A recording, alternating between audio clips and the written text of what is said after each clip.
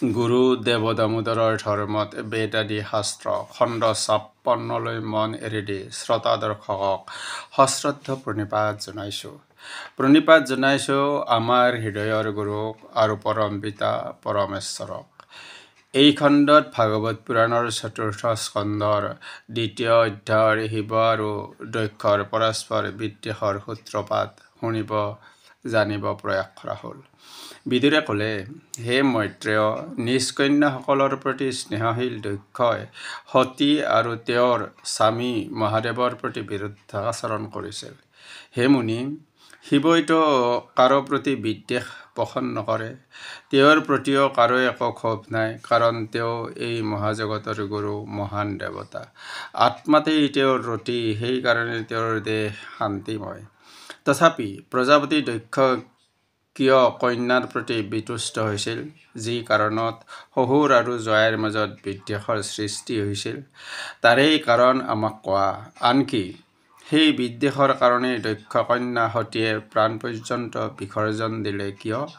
মৈত্ৰেয়ে ক'লে, প্ৰথম কল্পত স্বয়ম্ভুৱ মনুৰ মন্বন্তৰত বিশ্ব সৃষ্টিকাৰী মৰীচি প্ৰভৃতি সকলৰ যজ্ঞত বশিষ্ঠ, নাৰদ প্ৰভৃতি ঋষিসকল সমবেত হৈছিল। ইয়াৰ অধিক নিজ নিজ অনুচৰ বৰ্গক সংগত লৈ দেৱৰাজ ইন্দ্ৰসহ সমস্ত দেৱগণ, মুনিগণ আৰু অগ্নিসকল উপস্থিত হৈছিল। প্ৰজাপতি দক্ষ সূৰ্যসদৃশ উজ্জ্বল আলোক আৰু তেজৰাশিত দীপ্যমান হৈ সভাৰ মাজত প্ৰবিষ্ট হ'ল। দক্ষৰ অংগৰ প্ৰভাত এই মহৎ সভা অন্ধকাৰ শূন্য হয়।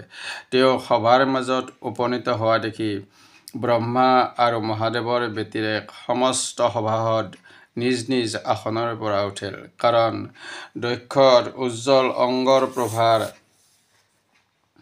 উদ্ভাসে তেওঁলোকৰ চিত্তক আক্ষিপ্ত কৰিছিল।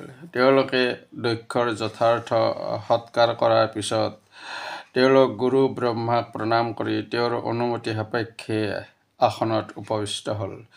দক্ষৰ আসন গ্ৰহণৰ পূৰ্বৰ পৰাই ভগৱান ভৱ নিজ আসনত উপবিষ্ট আছিল। দক্ষই বাৰে বাৰে এই ক্ষেত্ৰত ভৱৰ দৃষ্টি আকৰ্ষণৰ চেষ্টা কৰিলেও মহাদেৱে নিজ আসনৰ পৰা দেহ উঠাই দক্ষক সন্মান প্ৰদান নকৰিলে।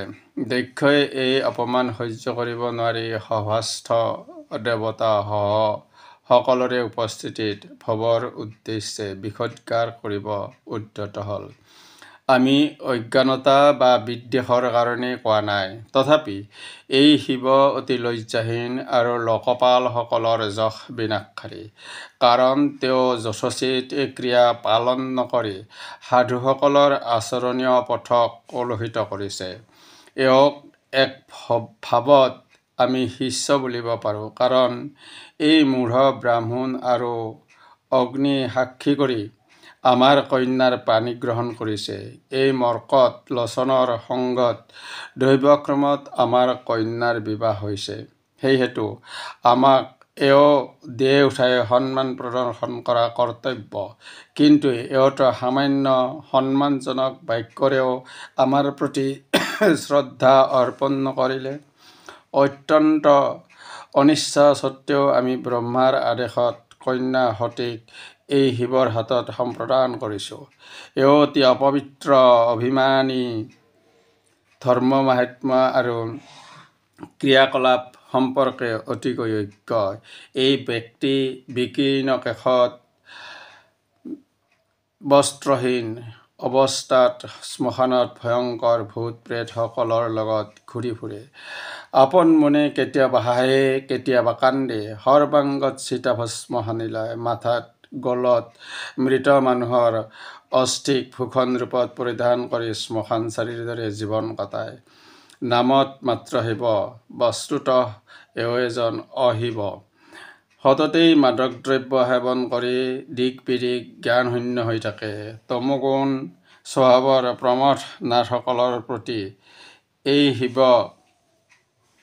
মাদক দ্ৰব্য সেৱনত মত্তসকল এওঁৰ অতি প্ৰিয়। হায় হায়, আমি অত্যন্ত ভুল কৰিছোঁ। ব্ৰহ্মাৰ কথাত আমি অতি উন্মাদ, দুৰাশয়, শৌচাচাৰ বৰ্জনকাৰী দুষ্ট চিত্তৰ শিৱৰ হাতত আমাৰ পৰম সাধ্বী কন্যাক সমৰ্পণ কৰিছোঁ। মৈত্ৰীয়ে ক'লে, হে বিদুৰ, প্ৰতিকূল আচৰণ শূন্য শিৱক স্থিৰ ভাৱত উপবেশনৰত দেখি দক্ষই তেওঁক এইদৰে নিন্দা কৰিলে। ক্ৰোধত অন্ধ হৈ তেওঁ শিৱক জলস্পৰ্শ কৰি অভিশাপ দিবলৈ উদ্যত হ'ল। দক্ষই অভিশাপ দি ক'লে, দেৱতাসকলৰ যজ্ঞকালীন সময়ত দেৱতাসকলৰ অধম এই শিৱই কেতিয়াও ইন্দ্ৰ আদি দেৱগণৰ সংগত যজ্ঞৰ ভাগ নাপাব। হে কুৰুশ্ৰেষ্ঠ!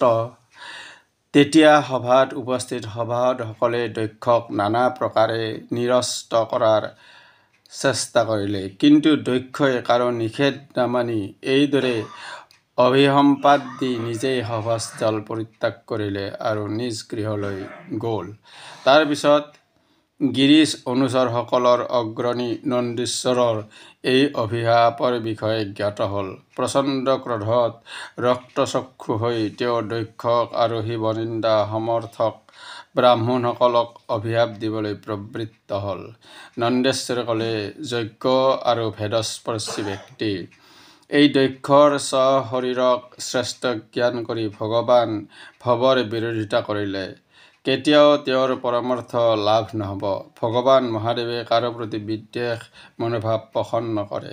সেইকাৰণে যিসকলে তেওঁৰ প্ৰতি দ্ৰোহপূৰ্ণ আচৰণ কৰিব তেওঁলোকে পৰমাৰ্থৰ পৰা পৰিভ্ৰষ্ট হ'ব। এই অজ্ঞ ব্যক্তিয়ে বেদৰ অৰ্থবাদত ভুল ধাৰণাৰ বশৱৰ্তী হৈ ক্ষুদ্ৰাতি ক্ষুদ্ৰ সুখৰ প্ৰত্যাশাত জটিল ধৰ্মময় গৃহস্থৰ ক্ষেত্ৰত অনুৰক্ত হৈ কৰ্ম কাণ্ড বিস্তাৰত ব্যাপ্ত হওক। এই দক্ষ দেহাভিমানী বশতঃ আত্মাৰ প্ৰকৃত তত্ত্বৰ বিষয়ে বিস্মৃত হৈছে। সেইকাৰণে এই ব্যক্তি নাৰীকামী হওক, শীঘ্ৰে তেওঁৰ মুখ ছাগলৰ দৰে হওক। এই দক্ষই কৰ্মময় অবিদ্যাকে তত্ত্ববিদ্যা বুলি ভাবিছে, গতিকে এওঁ প্ৰকৃততেই ছাগ। যিসকল ব্যক্তিয়ে শিৱনিন্দাকাৰী দক্ষৰ আচৰণ সমৰ্থন কৰিছে তেওঁলোকে বাৰে বাৰে এই সংসাৰত পতিত হৈ জন্ম মৰণ আদি দুখ ভোগ কৰক। বেদ বৰ্ণিত কৰ্মকাণ্ডবিলাক বহুল পুষ্পলতাৰ দৰে আপাত ভাৱত অতি মনোহৰ, কিন্তু সেই শ্ৰুতি বাক্যৰ মনোক্ষোভ উৎপাদক নানা ধৰণৰ প্ৰৰোচনাৰ দ্বাৰা শিৱ বিদ্বেষীসকলে বিবেকহীন জ্ঞান শূন্য হওক। তেওঁলোক কোনো প্ৰকাৰৰ বিচাৰ বিবেচনা নকৰি সৰ্বভোজী হওক। জীৱিকা নিৰ্বাহৰ নিমিত্তে তেওঁলোক বিদ্যাভ্যাস তপস্যা আৰু ব্ৰত আচৰণ কৰক। তেওঁলোকে বৃত্ত দেহ ইন্দ্ৰিয় আদিৰ সুখত আসক্ত হওক। যাচক ৰূপত তেওঁলোকে এই পৃথিৱীত বিচৰণ কৰক। ব্ৰাহ্মণ কুলৰ প্ৰতি নন্দেশ্বৰৰ এই ধৰণৰ অভিসম্পাত শুনি ক্ৰুদ্ধ হৈ উঠিল ভৃগুমুনি। তেওঁ ব্ৰহ্মদণ্ডৰূপ দূৰত্বই প্ৰতিশাপ দিবলৈ উদ্যত হ'ল। ভৃগুই ক'লে, যিসকলে শিৱৰ প্ৰতি ব্ৰত পালন কৰিব বা তেওঁৰ অনুগমন কৰিব তেওঁলোকে সশাস্ত্ৰৰ প্ৰতি কুলাচাৰী হৈ পাষণ্ডীৰ পথ পৰিচিত হ'ব। এই মূঢ় বুদ্ধিৰ শিৱভক্তসকলে শৌচ আচাৰ নকৰিব। তেওঁলোকে জটা ভস্ম আৰু অস্থিবিলাক ধাৰণ কৰিব। শিৱ দীক্ষাত দীক্ষিত হৈ সেই স্থানত গৌৰী পৈষ্টি মদ আদি আৰু মাধ্বী মূৰ পৰা উলিওৱা মদ সুৰা অৰ্থাৎ তাল আদি জগতৰ মদ্য পৰম সমাদৰত গৃহীত হ'ব। অহো ব্ৰাহ্মণসকল, তোমালোক শাস্ত্ৰৰ মৰ্যাদাপূৰ্ণ বৰ্ণাশ্ৰমৰ আচৰণ বিশিষ্ট পুৰুষসকলৰ ধাৰণকাৰীৰ বেদ আদি আৰু বেদ প্ৰৱৰ্তক ব্ৰাহ্মণগণৰ নিন্দাত ৰত হৈছা।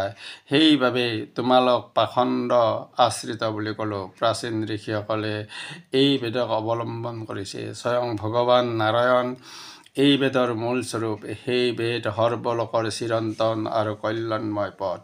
সাধুসকলৰ পৰম পবিত্ৰ চিৰন্তন পন্থাস্বৰূপ সেই বেদক তোমালোকে নিন্দা কৰিছা।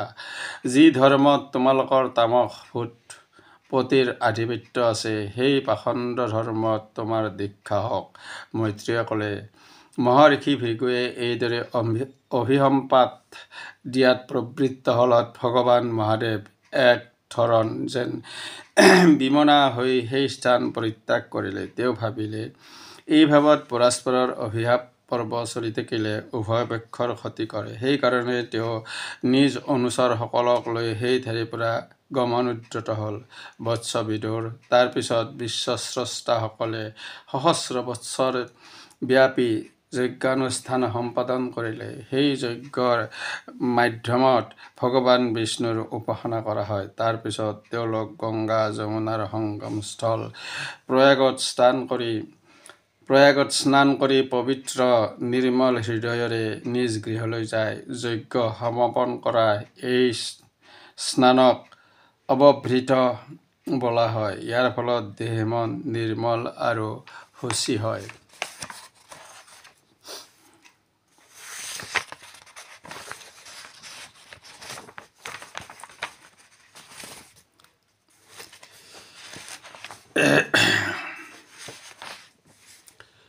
ও হৰি ও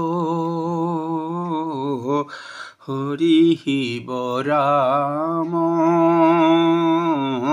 কৃষ্ণ নাৰায়ণ জীৱ পাইলোঁ আমি ব্ৰহ্মাণ্ড মাজতে শিৱ ৰহি আছে ব্ৰহ্মাণ্ড মাজতে বিষ্ণু ৰহি আছে হাৰ কৰা তত্ত্ব জানি হৰি হৰি শিৱ ৰাম কৃষ্ণ নাৰায়ণ জীৱন পাইলোঁ আমি ব্ৰহ্মাণ্ড মাজতে বিষ্ণু ৰহি আছে হাৰ কৰা তত্ত্ব জানি দুই পাৱে ব্ৰহ্মা কঁকাললৈ আছে পাৱক কৰিবা সেৱা কঁকালৰ হন্তে ডিঙি দেহলৈকে বিষ্ণুৰ নিবাস ক্ৰিয়া শিৰৰ ওপৰে শিৱ ৰহি আছে তত্ত্বজ্ঞান হাৰ জানা তাহাক জানিয়া শুদ্ধ সত্য কৰি অভয় চৰণে ধৰা হতচিত মন বিষ্ণুৰ স্বৰূপ আনন্দ ৰূপ স্বভাৱ ভাগৱত ভক্তি কৃষ্ণ ৰূপ শক্তি গুৰু পদে লোৱা ভাৱ গুৰু দামোদৰ বিষ্ণুৰ আধাৰ সৰ্বশক্তি অৱতাৰ শৰণ বিনাই ঈশ্বৰ নাপাই গুৰু যোগ সূত্ৰধৰ বিষ্ণু বিনে নাহি দেহৰ ভৰসা আছে চৈধ্য দেৱহতে বিষ্ণু আঁতৰিলে দেৱ হেব যায় দেহ কৰ্মহীন হয় গুৰু দেৱ দামোদৰৰ ধৰ্মত বেদাদি শাস্ত্ৰ খণ্ড 56 ইমানতে সমাপন কৰি সদৌতিলৈ নমস্কাৰ কৰিছোঁ। অনন্ত কুমাৰ শৰ্মা।